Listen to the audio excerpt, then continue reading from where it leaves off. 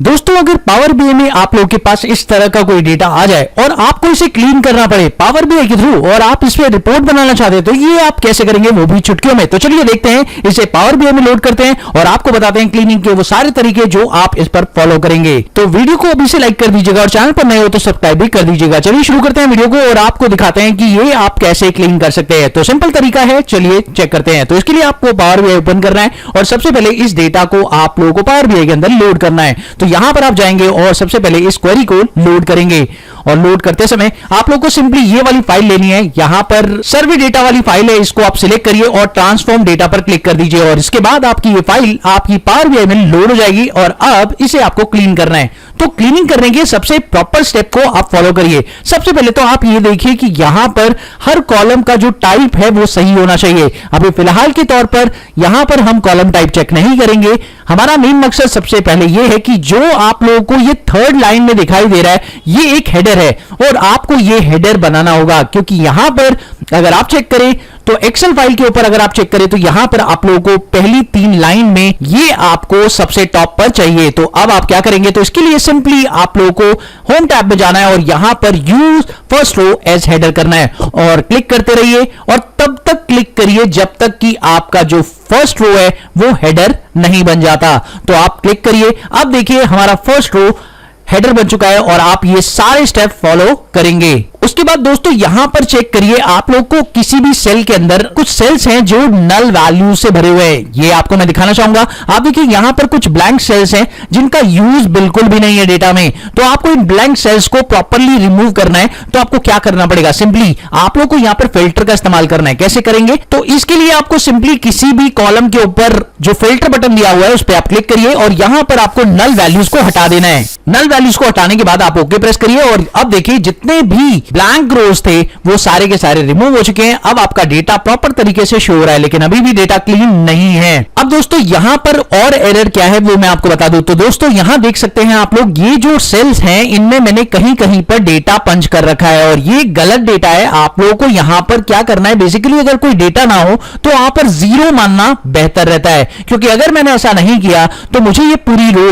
मजबूरन डिलीट करनी पड़ेगी। तो इसके लिए मुझे क्या करना होगा, यहां पर एक स्टेप फॉलो करना होगा। चलिए देखते हैं ये कैसे होगा। तो इसके लिए आप लोगों को सबसे पहले अपने कॉलम का डेटा टाइप चेक कर लेना चाहिए। तो ये आपका कॉलम है जिसमें आपको डेटा टाइप दिखाई दे रहा है। ये एक टेक्स्ट कॉलम, ये भी एक टेक्स्ट कॉलम है, ये डेट कॉलम है, ये टेक्स्ट कॉलम है। लेकिन यहां पर दिक्कत है दोस्तों, ये जो कॉलम है ये आपका ना टेक्स्ट है ना नंबर है। तो अब यहां पर दिक्कत है, यही आपको ठीक करना है, क्योंकि इस कॉलम में आपने ना टेक्स्ट लिखा है ना नंबर लिखा है, प्रॉपर तरीके से कुछ भी नहीं लिखा है। तो अब आपको सिंपली, क्योंकि ये सारे के सारे कॉलम ईयर वाले कॉलम है और इन ईयर वाले कॉलम में आपने अमाउंट रखा हुआ है, तो ये सारे कॉलम्स नंबर वाले कॉलम है। तो बेसिकली आपको क्या करना है, शिफ्ट के साथ राइट एरो की प्रेस करके इन पूरी डेटा को सिलेक्ट करना है और इसके ऊपर राइट क्लिक प्रेस करके इसका टाइप चेंज करना है। चेंज टाइप पर क्लिक करिए और यहां पर जाकर आप लोगों को सिंपली होल नंबर पर क्लिक कर देना है। जैसे आप ये करेंगे तो आप देखेंगे कि जहां पर भी डेटा में एरर होगा वो ऑटोमेटिकली शो कर देगा। तो आप देख सकते हैं यहां पर कई डेटाज में एरर आ रहा है, बिकॉज रीजन इज दैट यहां पे जहां पे भी मैंने अल्फाबेट्स लिखा था वो अब गलत हो चुका है और इसकी वजह से वहां पर एरर शो हो रहा है। तो अब क्या करना है, सिंपली एक काम करना है, आप लोग को हर कॉलम पे राइट क्लिक प्रेस करना है और आपको रिप्लेस एरर करना है। और रिप्लेस एरर को आपको करना है क्या है, 0 से रिप्लेस करना है। ऐसा आपको हर कॉलम के साथ मैन्युअली करना है। मैं कर लेता हूं, फिर आपसे बात करता हूं।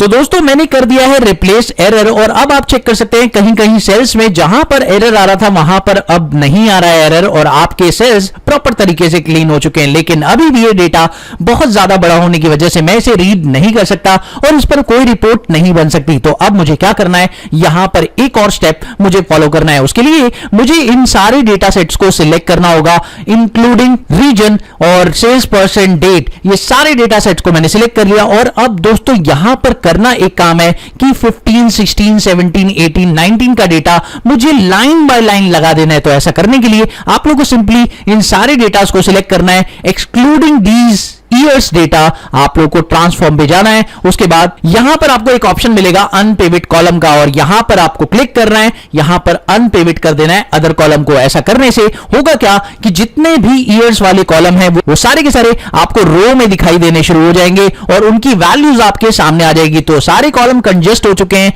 और मर्ज हो चुके हैं एक सिंगल कॉलम के अंदर, और अब आपकी वैल्यू प्रॉपर तरीके से आपको एक ही बार दिखाई दे रही है। तो अब ये बहुत आसान हो गया है डेटा को समझना।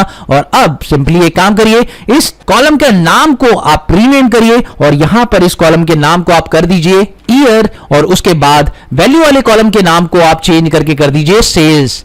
तो अब इतना करते ही आपका प्रॉपर डेटा क्लीन हो चुका है। अब आप इस पर कोई भी रिपोर्ट बना सकते हैं। अब मेरे ख्याल से ये प्रॉपर डेटा क्लीन हो चुका है और अब आप इस पर कोई भी रिपोर्ट आराम से बना सकते हैं और आप इस पर रिपोर्ट चेक कर सकते हैं। तो अगर ये वीडियो आपको पसंद आई हो और आपको पता चल गया हो कि क्लीनिंग के क्या क्या प्रोसेस आपको फॉलो करने चाहिए किसी भी डेटा को क्लीन करने के लिए, तो आप लोग इस वीडियो को लाइक कर दीजिए और चैनल पर नए हो तो सब्सक्राइब भी कर दीजिए। मिलते हैं अगली वीडियो में एक और नए कंटेंट के साथ। तब तक के लिए देखते रहिए, सीखते रहिए गाइड ऑफ मैथ।